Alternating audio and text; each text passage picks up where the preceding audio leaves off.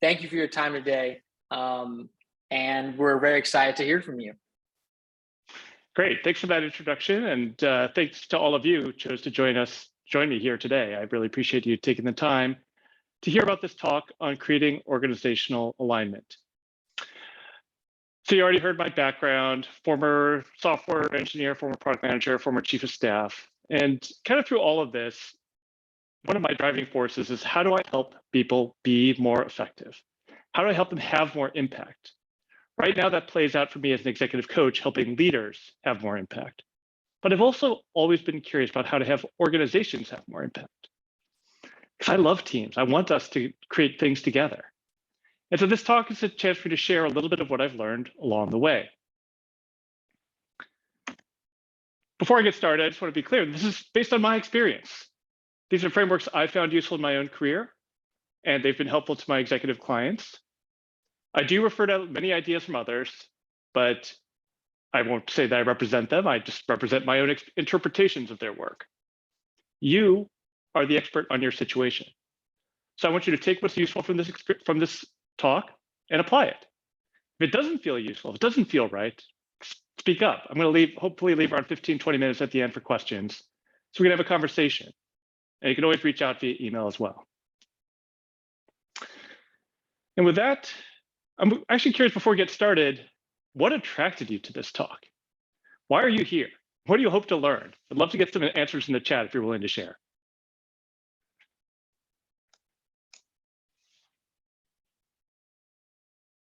Anybody? Okay, no responses. How do I align my leadership team? Well, that's what we're here to talk about. Anybody else?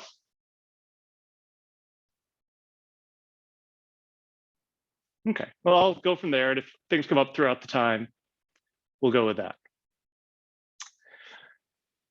More alignment across all the efforts in the org, from strategy to culture. Yep, motivate people to change. Thank you, Jeffrey. Cool. So I'm going to share a little bit of what's worked for me and some stories along the way, and hopefully I'll address some what you are here to learn.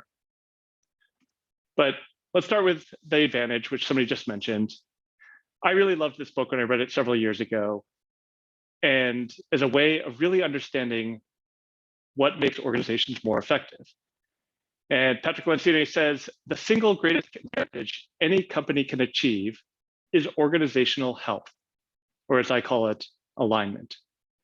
When its management, operations, strategy, and culture fit together and make sense.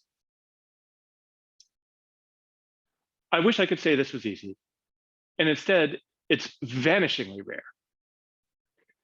In fact, like one of my first experiences, my second job after joining the workforce, was with a company that completely failed on pretty much all those fronts, complete lack of alignment across the organization. It was a biotech startup. I was the first software engineer hired, and it seemed to be doing well. Like the work we were doing, the work I was doing or I shouldn't say I was doing, the work the technical team was doing was pretty amazing. We were doing stuff nobody else in the world could do. We were hitting all of our milestones. We were making great progress. And that progress allowed the leadership team to raise $40 million in 2001, in the middle of the dot-com crash. I was like, this is amazing. We're going to do something great here. And a year later, that company was bankrupt. $40 million flushed down the drain in a year. And how did that happen? Well, obviously some terrible business and leadership decisions. And what it showed me as an engineer at the time was it didn't matter how good an engineer I was if the leadership was terrible. Leadership is a multiplier. If it's terrible, it can take all the great efforts and skills and contributions of its team and turn them all to zero. And that was devastating to me. I'm like, what's the point of being an engineer if everything I can do can be wasted by bad leadership? And I often say that's my origin story as an executive coach. Seeing how terrible that leadership was made me want to improve leadership. Maybe want to either be a leader myself or help other leaders become better. And that's what I do now as executive coach. The other thing I'll say here is that little bit of this talk was actually born out of a conversation I had with the chief of staff client about a month ago, where she was trying to make sense of like, what was her job? She was like, I had this conversation with the engineering team, aligning them to customer problems. I had this talk with the finance team about budget, how we're prioritizing resources. I had this other talk with the marketing team. So I had all these little nudges, but I didn't do anything. And what I told her, and what I'm telling you now, is your job as chief of staff is to create this kind of organizational alignment, this organizational health. All these nudges are to enable this, to bring people together so they're lined up, so that it fits together and makes sense. You help to orient the team around what matters.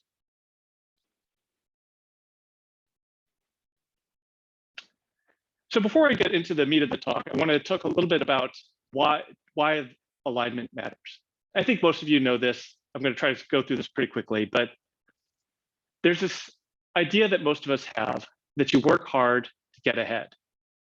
It's about building to get to the next goal. So in school, we work hard to get into a good college. At college, we work hard to get our first job. In our first job, we work hard to get that first promotion, and on and on and on. We are rushing, always saying, are we on the right track? Are we getting there? Are we keeping up? And there's always a question I have. It's like, where's the there? We're working so hard, we're pushing so hard. Sometimes people are just running in circles. Where are we actually going? What is the there we are aiming for? If we're working hard without a clear destination, we could very well end up running in circles. That's not impact. Another visualization of this is from the Greg McKeown book, Essentialism, where he talks about how energy can be spread out. If you take your energy and you spread it out in all directions, you work on 8 different things, you only make a little bit of progress on each of those things at a time. If you take that same amount of energy, same amount of resources, and focus it like a laser in one direction, you have a lot more impact. I was fortunate to have a director explain this to me early in my time at Google. He was very impressive in the sense that he was just a director, not a VP, not an SVP, but he had the ear of executives at Google all the way up to the CEO and CFO. He could walk into a room with them and change their mind about the strategic direction of the company. And the impressive part to me was that he did all that and went home at 6 p.m. Everybody else I knew, including myself, was a workaholic at that time. I was working something like 8 a.m. to midnight most days. You know, I'd occasionally take a Saturday off. And this guy's walking home at 6 p.m. I think he was playing in a band. And I'm like, wait, how are you having that kind of impact without the level of effort I'm seeing from everybody else? So I asked him. And he said, well, Eric, I come into work and I work on the most important thing first. And if I don't get to the next thing, that's okay. It wasn't as important. Seems simple, right? Seems almost too obvious to be true. But let me tell you what I was doing at the time. I would come into work at 8 a.m. and immediately start answering all the emails in my inbox from anybody that reached out to contact me. Then I'd go off to start my meetings for the day. I'd be in meetings all day from anybody that put time in my calendar. And then, I'd get back to my desk 4 or 5 p.m. and I'd answer all the emails that came in throughout the day. And then it would be 6 p.m. and I hadn't started on the one thing I had to get done that day. The one thing that only I could do, the most important thing. And I'm not starting on it until 6 p.m. And that's why I was there till midnight every night. This guy, let me tell you, he didn't respond to emails. He didn't go to meetings that he didn't care about. And that's why he was able to have that kind of impact. And the hard thing about this, because I want to call it out, is like, that meant he pissed people off. People wanted his time and attention, and they didn't get it, and they didn't like that.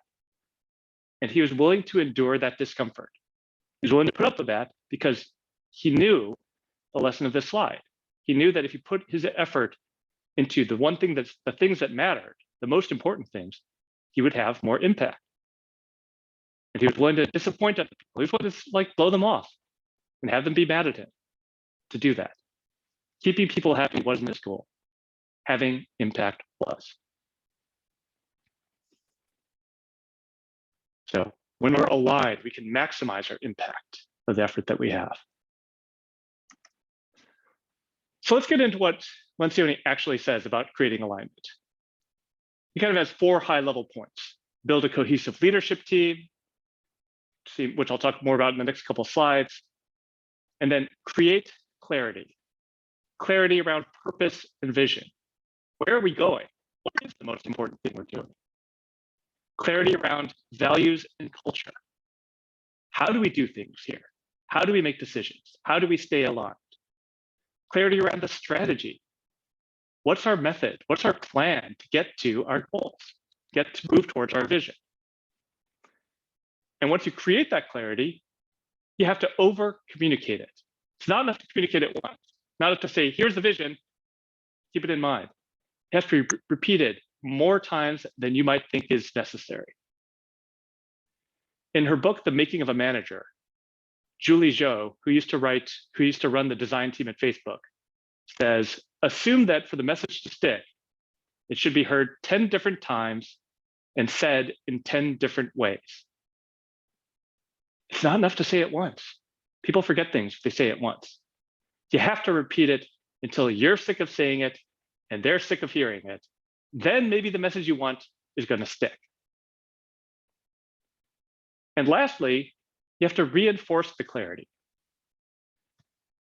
If your values, if your vision are not reflected in your operations and your process, you're not going to get what you want. Incentives matter. We all know companies that say, yes, we value teamwork. Teamwork is important.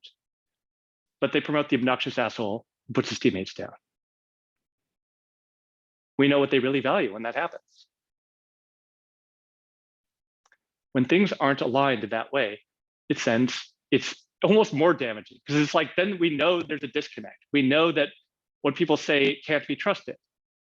So creating this alignment between what we say, the clarity of vision, culture, strategy, and what we actually do in the form of process and operations is so critical because that keeps everybody really pointed in the same direction. And one thing I'll say here is that, again, this is the job of the chief of staff. So the 4 things I have on the right side of this slide are the 4 pillars that were used to evaluate the chiefs of staff at Google. When I was there, they created a product operations ladder, career ladder for chiefs of staff. And these were the things they evaluated chiefs of staff on. Leadership, strategy, create clarity, communication, over communicate that clarity, and operations, reinforce the clarity. In other words, your job as a chief of staff is to create this alignment. So that's the message I want you to take away from this. This is really important. It's the single greatest advantage, according to Patrick Lencioni, and it's your job to help create it. And you might be saying like, well, I can't control these things. I don't control promotion cycles. I don't control resource allocation. I am not in charge of doing these sort of things. How can I create this kind of alignment? My answer is you can lead from anywhere in the organization by doing what you can towards each of these goals, creating clarity. Maybe you have insight into what your leaders are actually thinking, and you can translate that into what other people hear. There's a lot of value in that. To be able to take, here's the story, here's why we're doing what we're doing. Here's the trends that the strategy is designed to address, the challenges or the opportunities. And then communicating that outward, telling that story over again in forums from one-on-ones, to group meetings, to all hands. And the operations you do control, how can you make them align with that vision and strategy? There's opportunities to do this if you kind of have this mindset that this is your job to keep on working on this.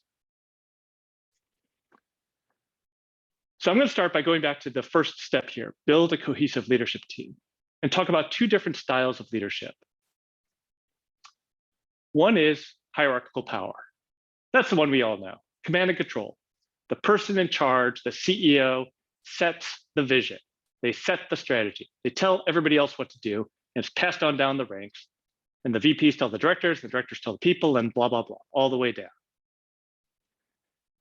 And this works. It's been effective for decades as a way of getting things done in our companies across America. but it has limitations. And I think we all know that. If there's something that people are seeing and it doesn't get passed up the change, the decisions made may not be aligned with reality. That's what happened at the biotech startup I was at. Those of us on the front lines actually building stuff in the labs knew that what the leadership were planning to do wasn't going to work, but they weren't willing to listen to it. They didn't hear it. So they kept on making poor decisions that led to bankruptcy. And it's not motivating to be treated like a cog in the machine, to feel like your job is just to execute on the orders you're given and not be given a chance to contribute yourself. The funny thing I've learned is that after starting to coach CEOs and other executives, is that they hate this model too, because they feel this burden of this guy who feels responsible to get the right vision, the right strategy, the right things to do. It's all on them. They feel the crushing burden of responsibility by doing this all. So it doesn't work for both sides. And what I call alignment leadership is much more inclusive. It's like, let's pick a vision together. As a leader, I set out a vision and say, this is where I want to go. What do you think? Would you like to join me? And then each of us contributes a piece of the puzzle. Each of us helps move towards that vision together as an organization. Yes, there are times when the person in charge has to make a call because there's difficult trade-off, and we'll talk about that later. But this idea where everybody contributes, everybody's involved, everybody's treated as partners in moving towards this vision, I feel like it's so much more powerful and effective. And yeah, that sounds nice, but is it actually more effective? Google did a study where they studied almost 200 teams and looked at the highest performing teams to see what made them different. And what they expected to find was the people on the team would make the biggest difference. You put superstars on a team, you get superstar output. But that's not what they found. They found that how a team works together mattered more than who was on the team. And these are the characteristics they found for high-performing teams. Psychological safety is number one. Do people feel safe to contribute? Do people feel safe to take risks and be vulnerable in front of each other? Dependability. Do people actually deliver on their commitments? Structure and clarity. See that word clarity again? People have clear roles, responsibilities, plans, and goals. They know who's going to do what. Meaning, is the work important to members? Is the vision something they're aligned with? And impact. Do they know how they're contributing to the puzzle? So it turns out this idea of alignment leads to high-performing teams. And these are some of the steps it can take to get there. There's a lot more I could talk to you about here, but I'm going to move on to the second part of the talk of how do we create this clarity? How do we create it, communicate it, and reinforce it? And let's start with purpose. This is Arlen Hamilton, who's a Black, queer woman venture capitalist. And that's not even the most amazing part of her story, which is that she decided to become a venture capitalist when she was homeless in 2015. She was reading business magazines, trying to figure out what she wanted to do next. And she saw venture capitalists investing in people that didn't look like her, people that all looked the same, white Stanford MBA boys. She's like, you know what? I think there's an opportunity here to invest in people that look different, people with different point of views, people that she calls underestimated. And now she's raised over more than $15 million and invested in over 170 startup companies led by those underestimated founders, people of color, people of LGBTQ people, et cetera. And in her book, It's About Damn Time, she kind of clarifies how she got there. The first step is to decide why you're doing what you're doing.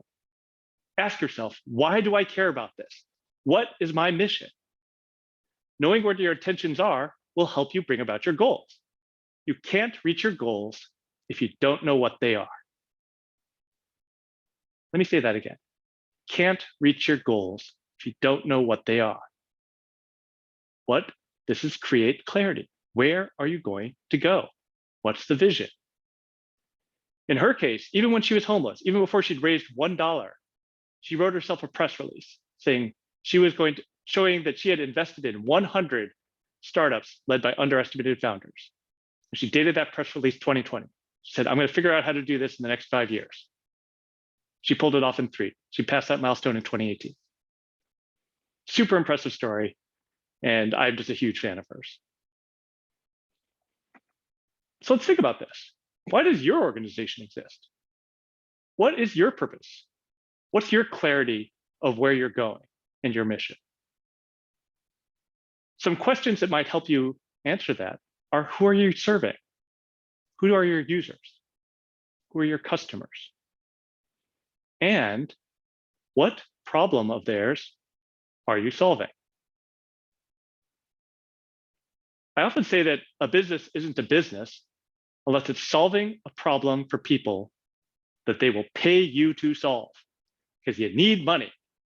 And if you're not creating enough value and not solving a problem that's important enough for somebody to pay you, it's not a business. Might be a cool technology play, might be a fun hobby, but until you are adding value, so much so that people will pay you, you don't have a business. So why does your organization exist? Are you clear about that? Are your leadership team clear about it? Can you repeat it in 1 or 2 lines to anybody at the company? Anybody asking, okay, that's fine, that's nice. Why does that even matter? How will that help me get things done? Here's why.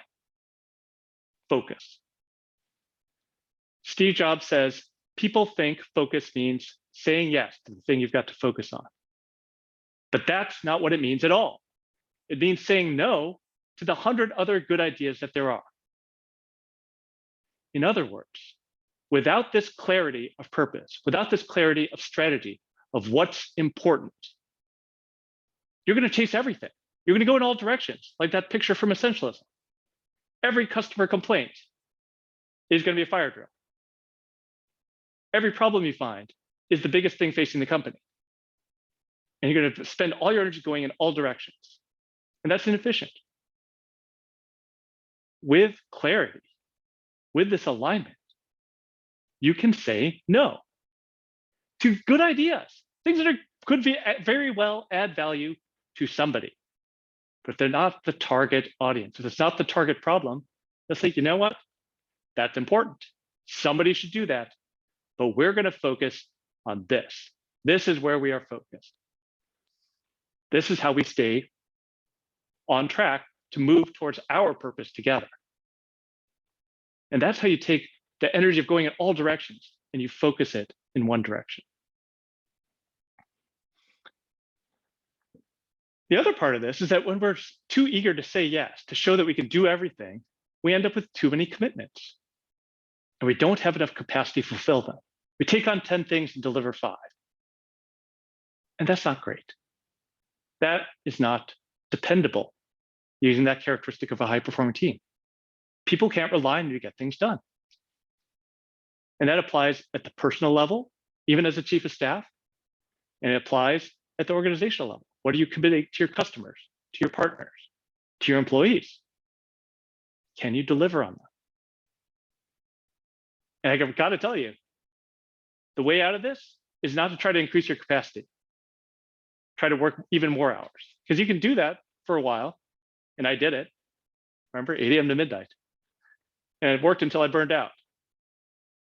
There's only so much time and attention you have in a day, in a week. And you have to be thoughtful about what you're going to do with it. What is the most important thing? What can only you or only your organization do? And then the hard part is saying no. I can't do that. Or not, I can't do that, but I won't do that. That feels scary to say. Won't the other person be disappointed? Yeah, maybe. But I think of it this way. If I say yes to them in the moment and I make that commitment, and then I don't deliver by the date they need it by because something else came up and I was too busy, the other person is screwed. They don't have options because they were depending on you. On the other hand, if I have 5 things on my plate and I can handle 5 things and something else comes in, say, you know what? That's important. Somebody should do it, but I've got these other 5 things and those come first. The other person now has options. They can say, you're right, we'll find somebody else to do it. They can say, you know what, we'll wait. After you get done with those 5 things, I want you to do this next. They can say, you know, I looked at your 5 things and here's why my thing is more important than what's on your plate right now. The key is you have that discussion up front rather than after you've missed the deadline and there's no more option to the other person to employ or other options they can explore. So the key message I want you to take away from this part of the talk is clarify the purpose, to focus your commitments, to be able to say no. James Clear, who wrote the book Atomic Habits, has an article called "The Ultimate Productivity Hack is Saying No." And in there, he has a killer line where he says, when you say no, you're saying no to only one thing. When you say yes, you're saying yes to every other possible thing you could do with that time, energy, and attention. So my message to you is be frugal with your yeses, frugal with your commits. Don't commit in the moment. Take some time, think about it before you make that commitment. One exercise I often give to my leadership clients is to go on a, I don't know, maybe a diet, but be able to never say yes in the moment, basically. Never make a commitment in real time. So they're in meetings throughout the day, 10 meetings, 20, 15 meetings, whatever.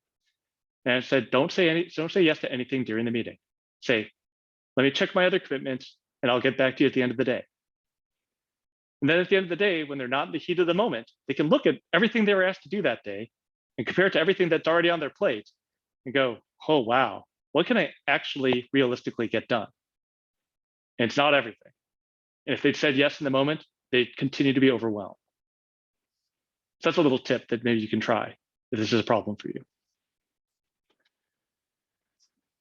Give me one sec, take some water. I'm going to move on to values and culture, how we do things, not where we're going.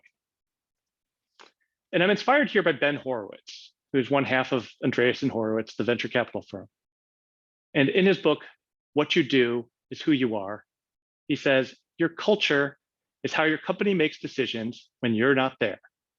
It's how they behave when no one is looking. This is why culture matters. This is why values matter. It allows for operational efficiency. If you know how to make decisions, you don't have to go to your boss to say, what should I do here? Because you know how to break ties. There's too many values in the world. There's too many things you could do, and they're all good. And just like the Steve Jobs quote, what are you going to say no to can enable a yes to the thing that you're really committed to? And one example of this is the Facebook motto, move fast and break things. Speed of execution is really important. It's great to have. Quality is really important. Not breaking is really important. And Mark Zuckerberg said, you know what? I want speed of execution over anything else. You can break things if you could move fast. And they made that a motto. And everybody in that engineering org knew what to do if that came up. If there was a debate between values, do we move fast or do we risk breaking things? They're like, yep, we're willing to break things.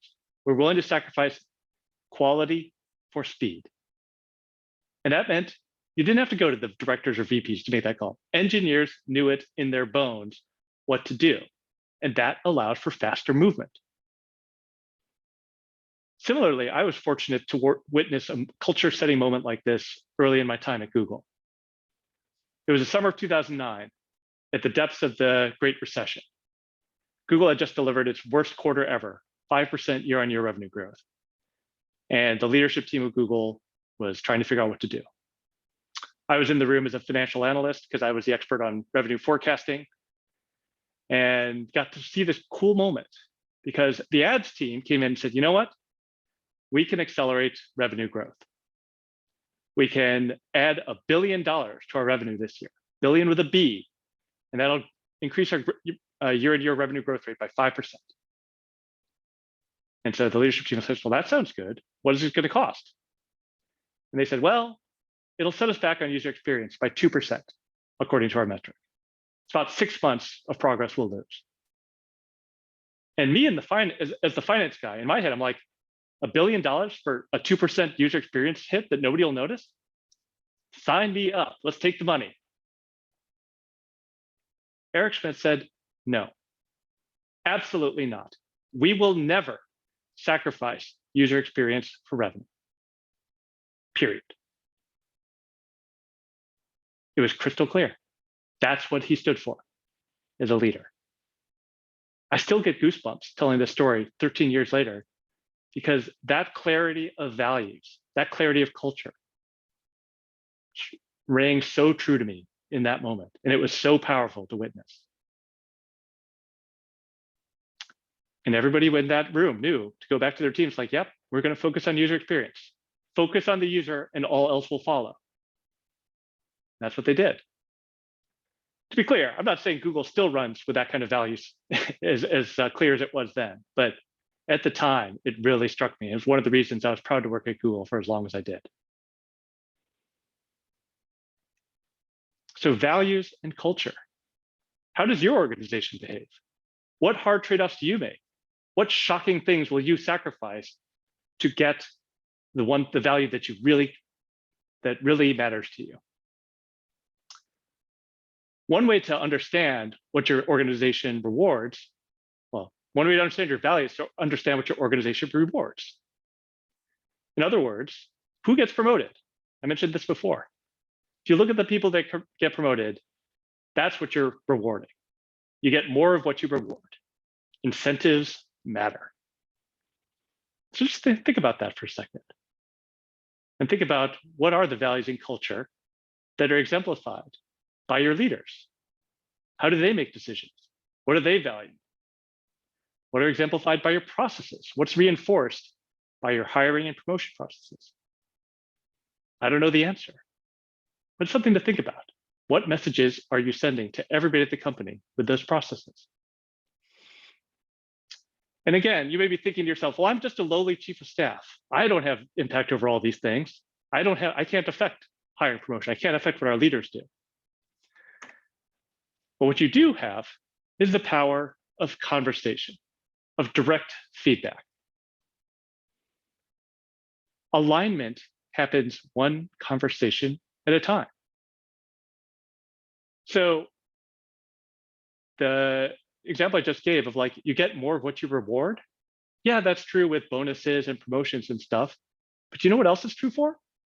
Positive feedback, praise. This was one of the tools I used consistently as a chief of staff. Somebody did something that was really helpful to the strategy, to what the org was trying to do.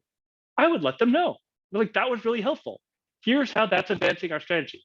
Here's how your work has meaning. Here's why it matters. People love hearing that. They want to understand the meaning behind their work. And you can deliver that as a chief of staff. You can translate the high-level purpose and culture and strategy into conversations with a person, one person at a time. And you can also call out when things are misaligned. A military leader, General David Morrison, gave a speech a few years ago where he said, the standard you walk past is the standard you accept. In other words, if you walk past and you let something slide, that becomes the new standard. Ben Horowitz leads off his book, What You Do Is Who You Are, with a story of that. When he was CEO of LoudCloud, he found out a sales leader on his team had been lying, cheating his numbers for years.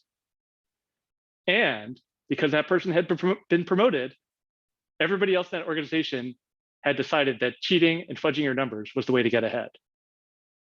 Horowitz was mortified. He was like, that's not the culture I intended. But because he let it slide, he had never dug into what was happening behind the numbers. That's the behavior he got. The last thing I'll say here is this requires, as I said, direct conversation, direct feedback. One of my favorite moves as a coach is when a leader comes in and starts telling me a story about somebody else. And they're like, this is what this other person's doing. This is what I'm worried about is going to happen. And if this doesn't change, I don't know what I'm going to do. I'm like, that's great, but don't tell me. Tell them. I can't change that. I can't change their behavior. You have to tell them. They have to change their behavior. And as soon as I say that, they're like, well, I could never tell them. What if they get angry? Like, or like, what if they get really upset? What if they say I'm wrong? I can't tell them that. I'm like, okay, so you're telling me that in your head, you're worried about this thing happening, and you're not going to tell the person involved what you're looking for, what you're expecting? Does that seem fair? You're going to judge them on criteria they don't even know about. I'll be honest, I don't always play fair as a coach, because I'm pretty sure it's the right thing to do here. And that's to talk to people. So building on that, this is how I have kind of come to believe that you create alignment and trust with others. You set and communicate clear expectations. What do you expect of them? What output do you need? What do they have to deliver? I can't tell you the number of times leaders, I've had a conversation with a leader where they're like, I just want them to show some common sense and do the thing. Who should do it? What does common sense to you in this case look like? And as soon as I start asking these questions, they're like, oh, I guess I never made it clear what I actually wanted. I'm like, yep. Set clear expectations. And then you have to secure commitments. I didn't really realize how powerful this was until I heard a podcast interview with Robert Cialdini, who's one of the foremost researchers on influence and persuasion. He told a story about a restaurant that had too many no-shows. Oh my God, someone is at the door. Hold on one sec. This is embarrassing.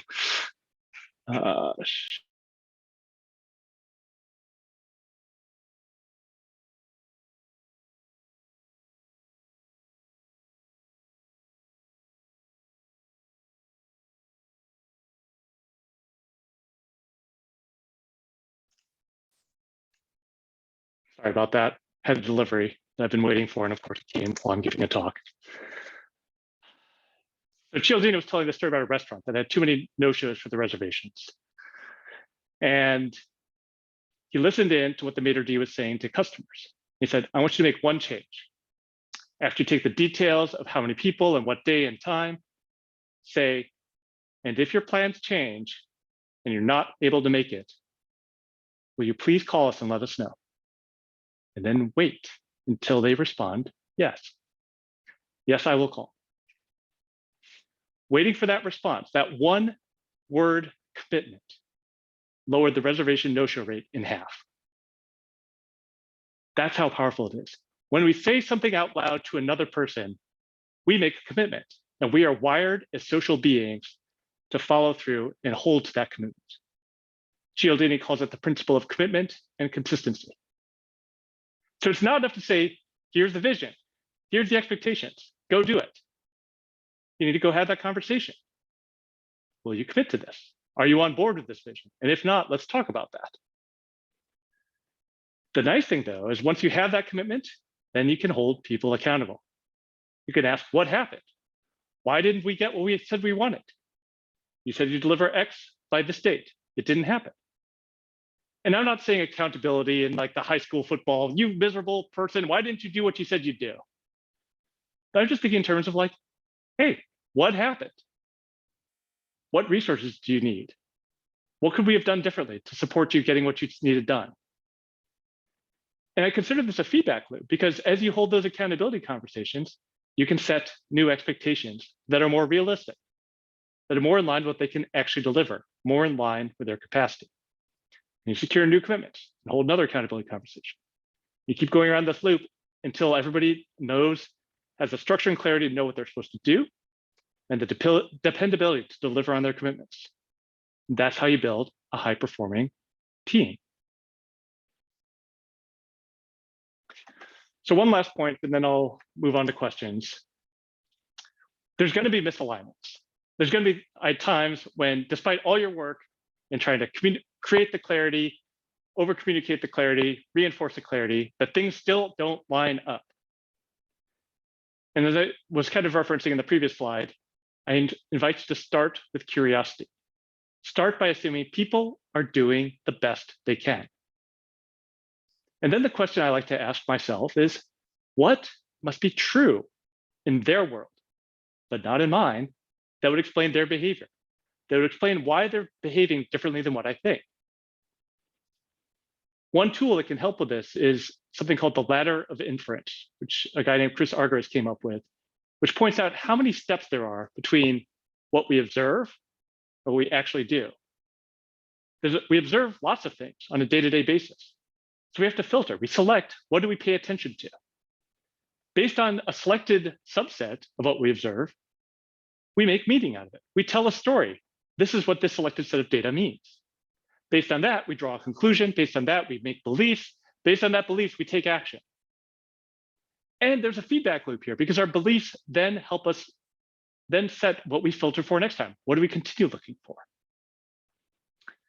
So when I say in the final bullet point here, find the common ground, what I mean is work your way down the ladder of inference until you find where there is commonality, where you agree on what's happening, where you agree on the assumptions, the meanings.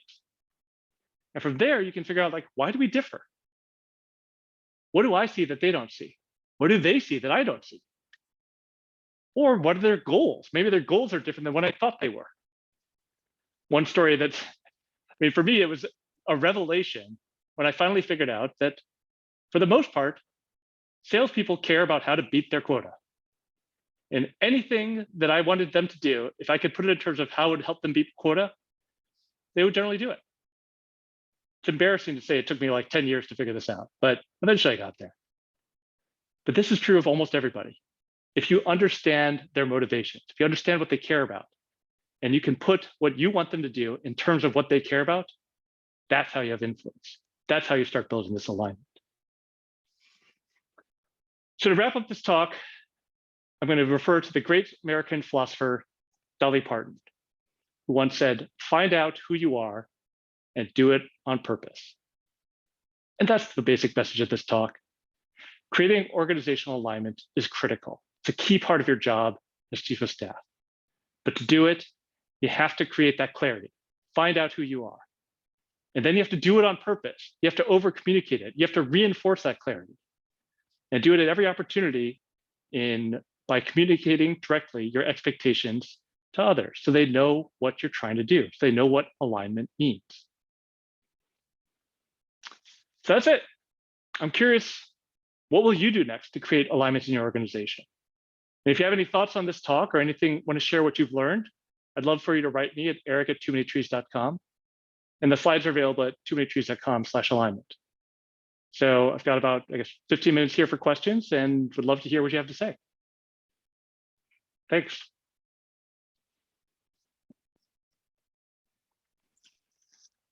If you have a question, please feel free to raise your hand or just come off of mute, and I'll spotlight you and bring you to the top. And of course, Eric, if not, I'll be happy to coordinate you guys and make sure we get all of this content over to you.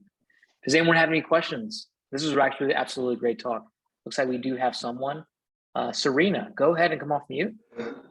Thanks, Eric. And Eric, if you would like to unshare your screen, we'll bring the focus to everyone here. Great. Thank Thanks. you. Sounds good.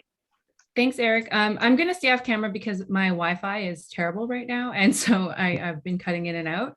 But this was really helpful, Eric. And I'm curious how you've seen organizations drive alignment where, when you're at that point of scale, what you're often seeing at the leadership team is that there's still some leadership development that needs to happen, especially when it comes to things like accountability, goal setting, being able to communicate how, their respective teams priorities may plug into the strategy. There's just a few things here and there, depending on what leader you're looking at.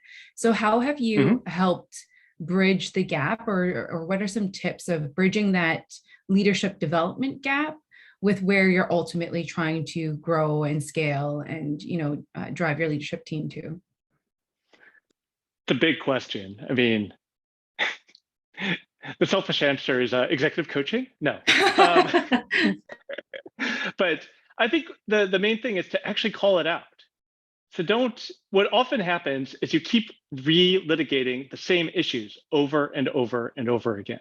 And it comes up in every meeting between different functions.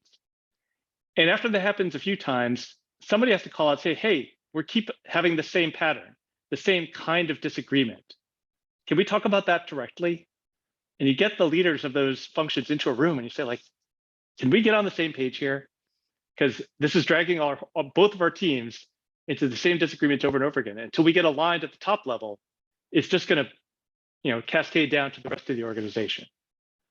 And maybe that you're not able to induce that kind of conversation yourself, but that's where you can lean on your principal and say like, hey, this is what I'm seeing. Can we make this conversation happen? I don't know. That's my first thought. It's like call out the pattern and address it directly rather than try to nudge around behind the scenes, because otherwise it's too easy to just let it keep sliding. Does that make sense? It does make sense. And I think that's where some of the more nuanced roles of the chief of staff come into play, managing, people's development path, people like respecting kind of where the accountability lies and not, becoming the manager. But it makes a lot of sense. And I think they're defining when the principal needs to come in and when you can manage it yourself is key. So thanks for that. Yeah, the other thing I'll say is, I meant to say this somewhere earlier in the talk, but like, this is one thing where you can kind of keep bringing people's attention back to what are we all here to do? Why are we all here together? We're not playing for the marketing team or the sales team. What's the organization team trying to get, what's the organization trying to get to? Where are we trying to move as an organization? And so having some questions like, how does this help us move towards our goals?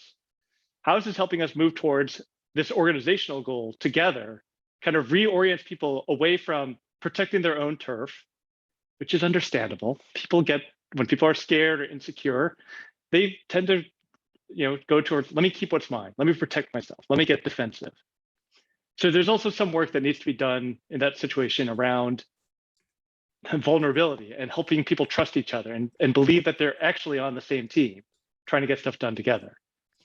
And that's a little harder to unpack as a chief of staff. Like that is the case where like having an external facilitator come in and kind of lead some trust building exercises might be the right thing to do. But that's beyond the scope of this talk.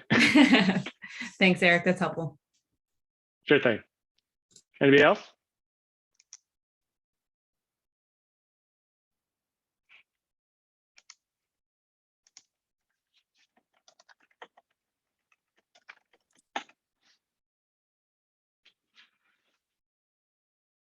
Okay, quiet crowd here. Well, if there's anything else that comes up for you, you have my email address. Feel free to reach out. I'd love to hear from you. And thank you again for taking some time to be with me here today. Really appreciate it. Eric, thank you so much for your time. Thank you again, everyone, for coming today. Obviously, we'll upload the session so everyone will have access to it. Eric, thank you for putting your contact and the slides up. We'll be sure to get it to everyone. Have a great rest of your week, everyone. Thank you so much. Sounds good. Bye, everybody. Bye. Hi, Carol. Good to see you. Thanks for inspiring the talk. Yeah, I'm so sorry I was late. I was coming from another meeting. I was like, oh no, I'm missing Eric. No worries. We'll talk again soon. Yeah, sounds good. Bye. Bye.